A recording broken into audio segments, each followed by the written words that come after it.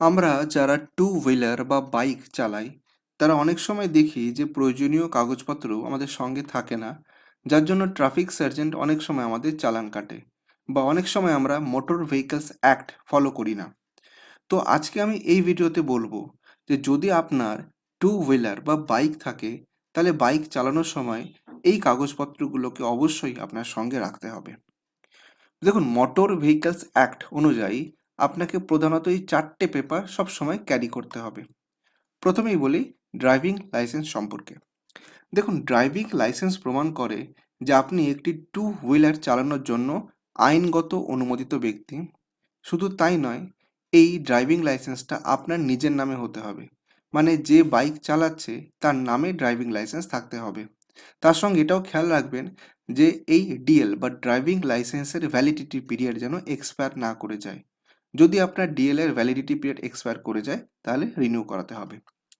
Second paper হচ্ছে আপনার বাইকের রেজিস্ট্রেশন সার্টিফিকেট বা আরসি আপনাকে সঙ্গে রাখতে হবে। এটা বাইকের রেজিস্ট্রেশন বা নথিভুক্তির একটি প্রমাণপত্র। এই আরসি প্রমাণ করে যে গাড়িটি সরকার অনুমোদিত এবং আপনার নামে নিবন্ধিত বা রেজিস্টার্ড। বর্তমানে স্মার্ট কার্ড বা ডিজিটাল আরসি সাধারণত ব্যবহার হয়। থার্ড এবং খুব গুরুত্বপূর্ণ পেপার হলো পলিউশন আন্ডার কন্ট্রোল সার্টিফিকেট বা পিইউসি সার্টিফিকেট। এটা প্রমাণ করে যে আপনার বাইকটি বা টু হুইলারটি নির্দিষ্ট পরিবেশ দূষণ মানদণ্ড মেনে চলে। নতুন বাইকের ক্ষেত্রে এই পিইউসি প্রয়োজন হয় না, তবে 1 বছর পর থেকে এই পিইউসি রিনিউয়াল করতে হয়। সাধারণত বছরে একবার এই পিইউসিটা করাতে হয়। আপনি যে কোনো পেট্রোল পাম্প থেকে এই পিইউসি করিয়ে নিতে পারবেন। ফোর্থ এবং অন্যতম গুরুত্বপূর্ণ পেপার হচ্ছে ইন্স্যুরেন্স সার্টিফিকেট। আপনার বাইকের কমপক্ষে থার্ড পার্টি ইন্স্যুরেন্স থাকা বাধ্যতামূলক। এটা দুর্ঘটনা ঘটলে থার্ড পার্টি বা তৃতীয় পক্ষের ক্ষতিপূরণের জন্য অত্যন্ত প্রয়োজনীয়। ইন্স্যুরেন্সের পলিসি ডকুমেন্ট বা তার ডিজিটাল কপি সঙ্গে রাখবেন। খেয়াল রাখবেন, ইন্স্যুরেন্স যদি এক্সপায়ার করে যায় তাহলে আপনাকে রিনিউ করতে হবে। এবার আপনাদের জন্য একটা গুরুত্বপূর্ণ আপডেট দিয়ে রাখি, সেটা হচ্ছে বর্তমানে অধিকাংশ ক্ষেত্রেই দেখা যায় ডিজিটাল ডকুমেন্ট রাখা হয়।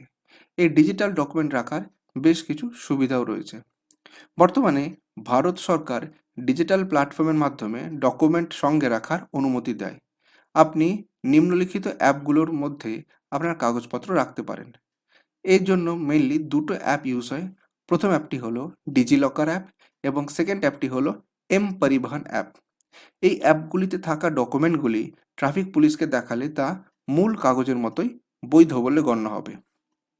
এবার কয়েকটা জিনিস আপনাকে বলি যেগুলো সবসময় মনে রাখবেন, সেটা হচ্ছে অরিজিনাল বা বৈধ ডিজিটাল কপি সঙ্গে রাখুন। শুধুমাত্র ফটোকপি সাধারণত গ্রহণযোগ্য হয় না। যদি কোনো ডকুমেন্ট এক্সপায়ার্ড হয়ে যায় তবে তার জন্য জরিমানা হবে, তাই এক্সপায়ারির আগেই রিনিউ করে নিন।